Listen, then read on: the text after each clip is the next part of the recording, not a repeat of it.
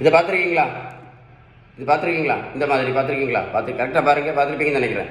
இறைச்சி கடையில் பார்த்துருக்கீங்களா? ஆபத்தான கெட்ட கொழுப்பு பார்த்துருக்கீங்களா? இந்த மாதிரி அடிவயிற்று கொழுப்பு இருக்கக்கூடியவங்களும் இந்த வயரை நம்ம கட் பண்ணி பார்த்தோம் அப்படின்னா இந்த மாதிரி மஞ்சள் கலரில் ஆபத்தான கெட்ட கொழுப்பு இருக்கும். இந்த மாதிரி ஆபத்தான கெட்ட கொழுப்பை வச்சுக்கிட்டு நிறைய பேர் பார்த்தீங்கன்னா ப்ரெஷர் மாத்திரை சாப்பிட்டுட்டே இருப்பாங்க. என்னைக்காவது ப்ரெஷர் சரியாச்சுதா?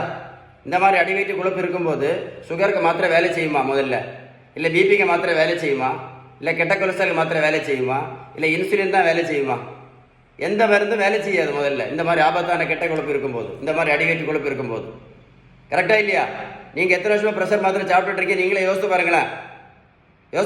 இந்த மாதிரி அடிவயிற்று கொழுப்பு இருக்கும்போது இந்த மாதிரி கொழுப்பு ஒரு மாத்திரை வேலை செய்யாது. இந்த மாதிரி ஆபத்தான கொழுப்பை கொஞ்சம் ப்ரோட்டீன் பவுடர் சாப்பிட்டது கரைஞ்சி போயிருமா? சொல்லுங்களேன். காலையில் கொஞ்சம் ஜூஸ் குடிச்ச உடனே இதெல்லாம் கரைஞ்சி போயிருமா? கொஞ்சம் காய்கறிகள் மட்டும் சாப்பிட்ட உடனே கரைஞ்சி போயிருமா? சொல்லுங்கள். 1 கிலோமீட்டர் நடைபயிற்சி மட்டும் பண்ணினா இந்த மாதிரி கட்டியான கொழுப்பு கரைஞ்சி போகுமா? 1 கிலோமீட்டர் நடைபயிற்சி பண்ணால் கூட 40லேருந்து 50 கேலரி மட்டும்தான் எரிக்கப்படும். கொஞ்சம் வெந்தயம் சாப்பிட்டா இதெல்லாம் கரைஞ்சி போயிருமா? சொல்லுங்களேன். கொஞ்சம் காலையில் சுடு தண்ணி குடிச்சுன்னு இது கரைஞ்சி போயிருமா? கொஞ்சம் சிறுதானியங்கள் மட்டும் சாப்பிட்டா இதெல்லாம் கரைஞ்சி போயிருமா? சொல்லுங்கள். கொஞ்சம் கருப்பு கவனி அரிசி மட்டும் சாப்பிட்டா இது கரைஞ்சி போயிருமா? சொல்லுங்களேன்.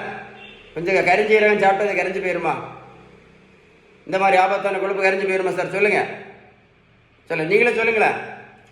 இந்த பெரியவங்களுக்கு பாருங்கள், 42 கிலோ வெயிட் குறைச்சிருக்கோம்.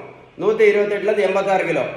நான் ப்ரோட்டீன் பவுடரும் கொடுக்கல, மாத்திரையும் கொடுக்கல, ஜூஸும் கொடுக்கல, ஊசியும் போடலை. அவங்கள போய் நான் ரோட்டில் போய் ஓடக்குன்னு சொல்லலை. இந்த மாதிரி அடிவயிற்று கொழுப்பை குறைக்கணும்னா நம்ம வீட்டில் சாப்பிட்ற உணவுகளோட விகிதம், நல்ல கொழுப்பு சத்து, விட்டமின் சத்து, இனிப்பு சத்து, தாது பொருட்கள் சத்து, புரதம் சத்து, பேலன்ஸ்டு டயட் இருந்தால் மட்டும்தான் இந்த மாதிரி ஆபத்தான கெட்ட கொழுப்பை என்ன பண்ண முடியும்? கரைக்க முடியும். கரெக்டாக இல்லையா? சொல்லுங்களேன். நடைபயிற்சி பண்ணுங்க, அதெல்லாம் ரொம்ப நல்லது தான். நடைபயிற்சி மட்டும் பண்ணுறதுனால இந்த மாதிரி கட்டியான கொழுப்புன்னு என்ன பண்ணாது? கரைச்செல்லாம் பண்ண முடியாது.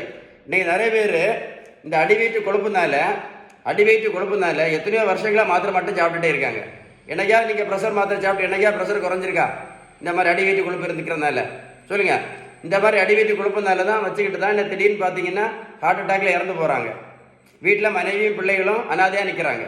அதான் ஒரு கைண்ட் ரிக்வஸ்ட்டாக சொல்கிறேன். நீங்கள் நம்ம வெயிட்டை குறைக்கணும்னா ஒரே ஒரு வழி மட்டும்தான், விகிதம் சரியான வீட்டு உணவு முறை.